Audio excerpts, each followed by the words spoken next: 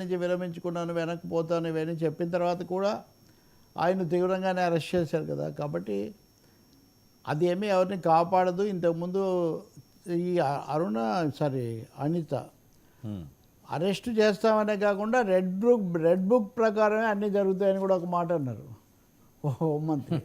So red book అనే దాన్ని ఇప్పటివరకు లోకేష్ ఇంకెవరు అంటుంటే ఇప్పుడు హోంమంత్రి కూడా అనడం అంటే వచ్చే హోంమంత్రి కూడా ఒక కాపీ సంపాదించినట్టుగా ఉన్నారు.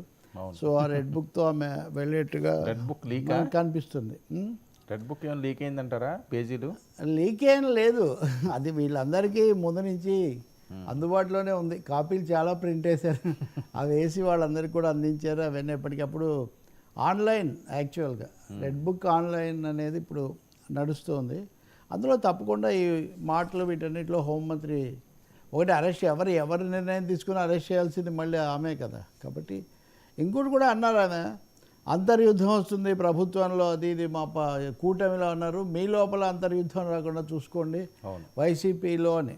అంటే రెండు విషయాలు, అంతర్యుద్ధం లేదా అంతర్గత సమస్యలు ఉన్నాయని వస్తున్న వాటికి కొంచెం సమాధానం ఇవ్వటం అనేది కూడా మనం దాంట్లో చూస్తాము. రెండోది వైసీపీలో నుంచి అనేక మంది బయటకు వెళ్తారు, వీళ్ళని ఎవరు చేర్చుకుంటారు అనేది ఒక ప్రశ్న. తెలుగుదేశంలో చేర్చుకోవద్దని ఒకటి ఉంది కాబట్టి అది మళ్ళీ మనం ఇంకొక చర్చ కూడా చేయాల్సి వస్తుంది. కాబట్టి వేగంగా ఈ అరెస్టుల దిశలోనే నడుస్తున్నారు అనేది అర్థమవుతుంది. ఉదయం నుంచి చూస్తుంటే ఎక్కువగా పోసాని కృష్ణమురళి ఎవరో సజ్జలు చెప్తే మాట్లాడాను, ఇంకోరు చెప్తే మాట్లాడాను అన్నారు. కాబట్టి తర్వాత నాయకుడు చాలా ముఖ్యమైన వాడై ఉంటాడు అని సజ్జల బొమ్మ వేస్తున్నారు ఛానల్స్లో. అవును, అంటే సజ్జలను తర్వాత అరెస్ట్ చేస్తారు అని. ఇక్కడ రెండు అంశాలు ఉన్నాయి. సజ్జలు తప్పకుండా ముఖ్యమైన నాయకుడు, సకల శాఖ మంత్రి అన్నారు, నెంబర్ 2 అన్నారు, భూమి కేసులు కొన్ని పెట్టారు, ఇవన్నీ నిజమే. కానీ పోసాని కృష్ణమురళి ఆ పేర్లు చెప్పాడా లేదా అనేది ఒకటి. అసలు పోసానే స్వయంగా రచయిత, ఆయనే సినిమా స్క్రిప్టులే రాయగలిగిన మనిషికి, స్వయంగా బాగా రెచ్చిపోయి తిట్టగలిగిన మనిషికి ఇంకెవరో తిట్ల స్క్రిప్టు ఇవ్వాల్సిన అవసరం ఏముంది అని వాళ్ళు ప్రశ్నిస్తూ ఉన్నారు వైసీపీ వాళ్ళు. ఇదేదో ఒక భూతపదంలాగా మారింది. నేను నిన్న అన్నట్టుగా జగన్ ప్రభుత్వం ఉండగా ఎవరు చెప్పారని ఏదో ఒక విధంగా వాళ్ళ నోట్లో నుంచి జగన్ పేరో చంద్రబాబు పేరో లోకేష్ పేరో చెప్పించడానికి బాగా ఒత్తిడి పెట్టినట్టే ఇప్పుడు ఎవరు అరెస్ట్ అయినా కానీ జగన్ పేరు ఇంకోటి చెప్పించడానికి పోలీసులు బాగా దాని మీద ఫోకస్ పెడుతున్నారు. అందుకని పేర్లు వస్తున్నాయి. కానీ నిజానికి పోసానికి అయితే ఎవరు ఏమీ పెద్ద స్క్రిప్ట్లు ఇచ్చేటంత పరిస్థితి లేదు. సజ్జల రామకృష్ణారెడ్డి మీద రాజకీయమైన చాలా విమర్శలు ఇవన్నీ చేయొచ్చు, కానీ మరి బూతులు అయితే ఆయన ఎప్పుడు మాట్లాడలేదు. ఆయన రాజకీయాలు, ఎత్తుగడలు, లేకపోతే కౌటిల్యాలు ఇవన్నీ ఉండొచ్చు. కాబట్టి సజ్జల రామకృష్ణారెడ్డి పేరు ఆయన చెప్పాడా ఒకటి, చెప్పినా కానీ ఇప్పుడు వర్మ మీరు ఎందుకు ఇలా చేశారు అంటే ఫలానా వాళ్ళు చెప్తే చేశాను అని మీరు చెప్పినప్పటికీ కూడా చేసింది మీరు కాబట్టి కేసు మీ మీద ఉంటుంది కాబట్టి వెంటనే అటు పోతుందని ఈ ప్రశ్న కూడా ఉంది. కాబట్టి అరెస్టులు జరుగుతాయి అనేది నిజమైనప్పటికీ పోసాని వాంగ్మూలం అంటే ఏదన్నా క్రైమ్లో మనం చాలాసార్లు విన్నాం ఏంటంటే చేసిన వాళ్ళకి ఎలాంటి శిక్ష, చేయించిన వాళ్ళకి కూడా అంతే శిక్ష అన్నట్టుగా. అది నిజమే, కానీ మాట్లాడడానికి సంబంధించిన ఇది కదా ఇది. ఇప్పుడు స్క్రిప్ట్ ఇచ్చారు, ఇదిగో ఆయన అక్షరాలతో స్క్రిప్ట్ ఉందని ఇవ్వగలిగితే అది వేరే విషయం. ఇంకో మాట కూడా చెప్తున్నారు, అసలు వైసీపీలో అంత పద్ధతి ప్రకారం మాట్లాడేమంటే మానేసి ఎప్పుడూ అయిపోయింది. 2019లో విజయం సాధించే వరకు మటుకు పద్ధతి ప్రకారం ఇవన్నీ నడిచిన మాట నిజమే. కానీ వన్స్ ఇన్ ఏ పవర్ ఎవరెవరో ముందుకు వచ్చేసి ఏదేదో మాట్లాడి అది అసలు పద్ధతి తప్పిపోయింది. తెలుగుదేశంలో అయినా వైసీపీలో అయినా సోషల్ మీడియాలో మాట్లాడిన వీళ్ళందరికీ ఎవరో స్క్రిప్ట్లు ఇచ్చి పంపించారు, ప్రాంప్టింగ్ చేశారు అనుకోవడం, బ్రాడ్గా ఇలా చెప్పాలి అనుకోవడం తప్ప ఇంకోటి ఉండదంటారు. మరి ఈ స్క్రిప్ట్ థియరీ చాలా బలంగా నడుస్తుంది కాబట్టి మొత్తానికి ఇది చట్టం ముందు నిలబడుతుందా, కోర్టులు ఆమోదిస్తాయా లేదన్నది మనం చూడాల్సి ఉంటుంది.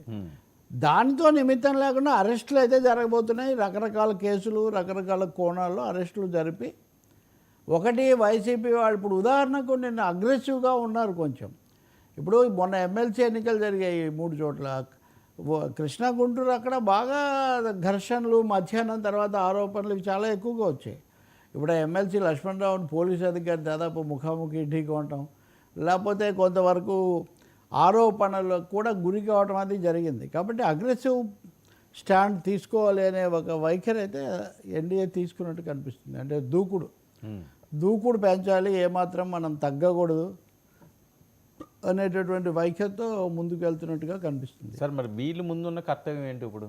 ఎవరు వాళ్ళ దూకుడు పెంచి కూటమి ఈ రకంగా పోను కక్షాదింపు వాట్ ఎవర్ ఇట్ వాళ్ళు తప్పులు చేశారని అరెస్టులు చేసుకుంటూ వెళ్ళిపోతే వీళ్ళ కర్తవ్యం ఏంటి? అంటే ఒకటే జ్యుడిషియల్ చట్టబద్ధంగా ఇప్పుడు ఉదాహరణకు పోస్ అని కృష్ణమురళి ఇందా నేను అన్నట్టు ఆయనే స్వయంగా ఎప్పుడు ఆయన తిరుగుతుంటాడు, ఒక్కరినని కాదు. ఇవన్నీ పార్టీలో ఇదంతా లేనప్పుడు నిజానికి విజయ్ చంద్రు ఈయన కంటే ముందు ఎన్ఎఫ్డిసి అధ్యక్షుడిగా ఉండేవాడు. ఆయనే కదా కరుణామయుడు. ఏ వివాదం లేదు. ఆయన దిగిపోయే వరకు కూడా ఆయన ఒక పెద్ద పదవి ఇదంతా చేసినట్టు కూడా అంతగా లేదు వాస్తవానికి. సో ఇక్కడ మనుషులు వాళ్ళ స్వభావాలు చాలా పెద్ద పెద్ద అంచనాలతో రావటం, దాన్ని చేయటానికి నిలబెట్టుకోవడానికి ప్రయత్నించడం లాంటివి కూడా దీని వెనుక ఉన్నాయని అంటారు. ఇక ఎవరేం చేస్తారంటే ఇప్పుడు జగన్ ఉన్నాడు, ఆయన పులివెందుల్లోనే ఉన్నారు కదా, ఆయన అక్కడి నుంచి వెళ్ళి పలకరిస్తాడు పోసాన్ని జైలుకి వెళ్ళి అని ఒక కథనం. ఆయన భార్యకు కూడా ధైర్యం చెప్పారు. ఇవన్నీ ఏం చేస్తారు వీళ్ళు అంటే, ఒకటి అరెస్ట్ అయిన వాళ్ళకి సానుభూతి సంఘీభావం చెప్తారు, రెండవది పొన్నవల్ సుధాకర్ రెడ్డి లాంటి వాళ్ళు కోర్టులో కేసులు వాదిస్తారు, ఇంకా ఓపిక ఉంటే ఎవరన్నా మీలాంటి వాళ్ళు పిలిస్తే వచ్చి ఛానల్స్లో మాట్లాడతారు. అంతకు మించి ఇప్పుడు వాళ్ళు చేయగలిగింది పెద్దగా లేదు. చేయాలన్న ఆలోచన కూడా లేదు. చేయగలడమే వాళ్ళ ఉద్దేశం అయితే ఈ బడ్జెట్ మీద చాలా సజీవమైన చర్చ ఒకటి చేయాలి, రాష్ట్రానికి ఇది కావాలని ఒక అంతకుముందు చేశాడు కదా. ఇప్పుడు అంతకుముందు 2014-19 మధ్య ప్రత్యేక హోదా అన్నది చంద్రబాబు నాయుడు మాట్లాడలేదు అని నేను మాట్లాడతానని జగన్ నిరాహార దీక్షలు 36 గంటల దీక్షలు యూనివర్సిటీలోకి వెళ్ళి ప్రసంగాలు చేశారు కదా.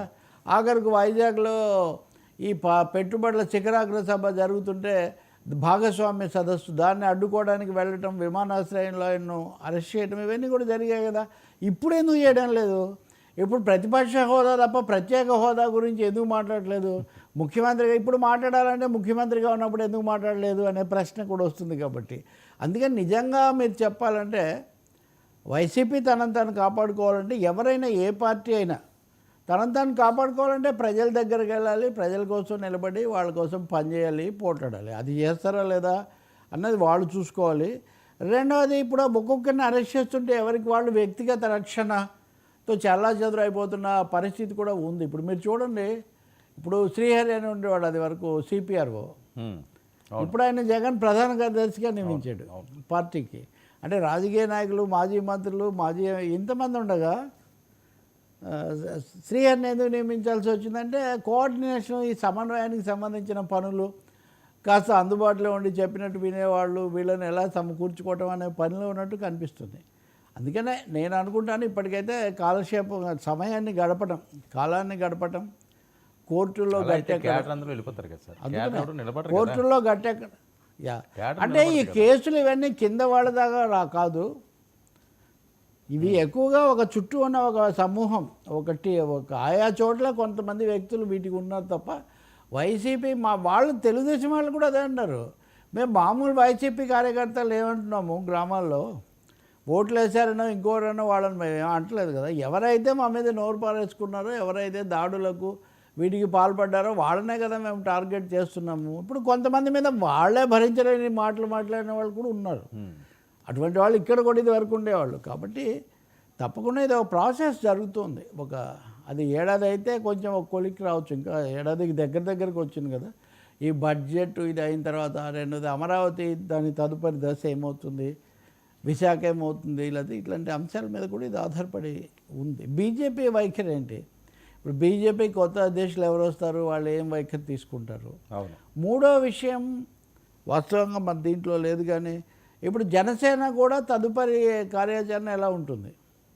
ఎన్డీఏలో టీడీపీ వైసీపీ క్లాష్ ఒకటి, ఎన్డీఏ పార్టీలు వాటికి అవిగా ఎలా ఉంటాయి అన్న అంశం కూడా వైసీపీ కార్యాచరణను ప్రభావితం చేస్తుంది. ఇప్పుడు పిఠాపురంలో అనుకుంటాను కదా, అవతరణ దినోత్సవం జరపాలని దానికి సన్నాహాలు చేస్తున్నారు. ఇందాక నాదెండ్ల మనోహర్ మంత్రి ఆయన గట్టిగా మాట్లాడుతున్నారు, మనం ఎలా నిలబడతాం, ఏం చేస్తాం, అది ఇదని. కాబట్టి వైసీపీ జనసేన క్లాష్ ప్రధానంగా ముందుకు వస్తుందా, లేకపోతే వైసీపీ వర్సెస్ తెలుగుదేశం అని గతంలో వైసీపీ జనసేన క్లాష్ అనుకోవాలా, లేకపోతే వైసీపీ టీడీపీ అనుకోవాలా? ఇప్పుడు పరిస్థితి ఏదైనా అదే నేను అంటుంది, ఎన్నికల ప్రచారం అయితే ప్రధానంగా జగన్ వర్సెస్ పవన్ అన్నట్టుగా నడిచింది. ఇప్పుడు ఇప్పుడు అదే కనుక జరిగితే అప్పుడు తెలుగుదేశం ఒక విధంగా కొంత సైడ్ అయ్యే ఒక అవకాశం కూడా ఉంటుంది. ముఖ్యమంత్రి అధికారం అంతా వాళ్ళ చుట్టూ ఉన్నప్పటికీ కూడా పవన్ కళ్యాణ్కి ఉండేటటువంటి ఫోకస్